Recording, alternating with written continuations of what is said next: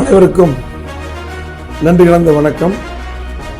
புரட்சித் தலைவி அம்மா அவர்கள் பெண்களுக்காக, தாய்மார்களுக்காக அதிகமான திட்டங்கள் தந்தாங்க.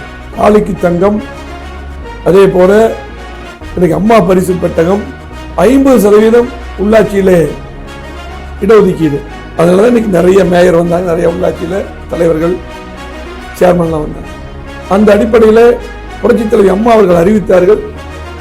மாண்புமிகு முன்னாள் முதலமைச்சர் புரட்சித் தலைவர் எடப்பாடி அவர்கள் முதலமைச்சராக இருக்கும்போது 3 லட்சம் அம்மா இருசக்கர வாகனம் வழங்கினார்கள். பெண்கள் எல்லாம் அழகா ஸ்கூட்டரில் போயிட்டு இருந்தாங்க.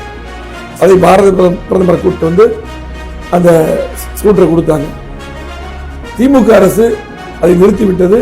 மீண்டும் அந்த எடப்பாடி அவர்கள் அறிவித்துள்ளார்கள், 5 லட்சம் மகளிருக்கு அம்மா இருசக்கர வாகனம் வழங்கப்படும் என்று அறிவித்துள்ளார்கள். ஆகவே மீண்டும் நம்முடைய சகோதரிகள், பெண்கள் அழகாக அம்மா இருசக்கர வாகனத்தில் போகக்கூடிய வாய்ப்பை ஏற்படுத்திக் கொண்டுள்ளார்கள். கண்டிப்பாக, நிச்சயமாக திமுக ஆட்சி இன்றைக்கு வீட்டுக்கு அனுப்பப்படும். மீண்டும் எடப்பாடி அவர்கள் முதலமைச்சராக வருவார்கள். அம்மாவுடைய கனவு திட்டங்கள் மீண்டும் செயல்படுத்தப்படும். நன்றி, வணக்கம்.